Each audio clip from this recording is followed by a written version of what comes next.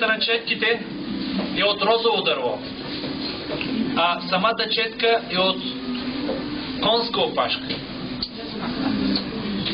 Виждаме как тя в момента нанася боята и след това с много такива интересни движения прави формите.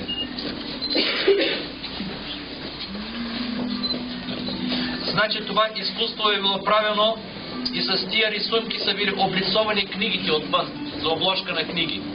В историята. Вижте по какъв начин.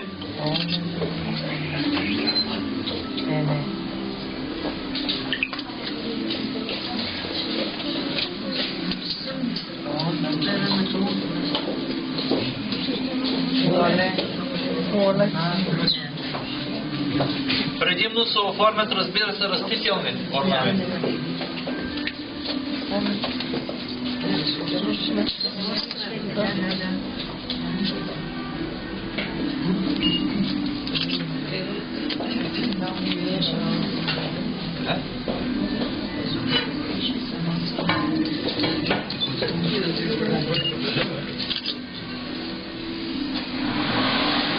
Много е след.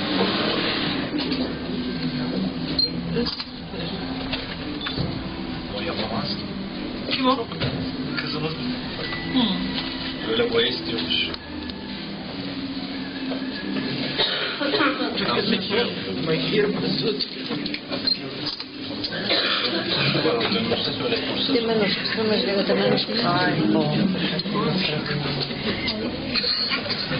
Виждате ли цветята, които се получиха?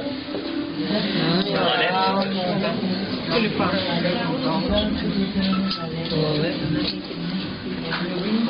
Направо магиосечка, нали? Да. А не за него участва?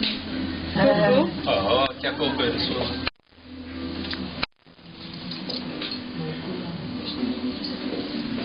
Предният път не съм ги водил тук. Къде е отчет?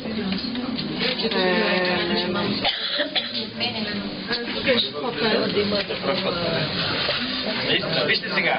Хартия, която ще побие боята от водната повърхност и картината ще мине на самата хартия. А какви са бои? Това са минерални натурални бои. Специални. Фокус.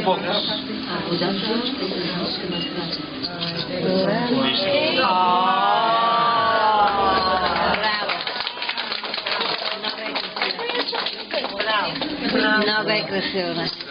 Чудесно. Браво.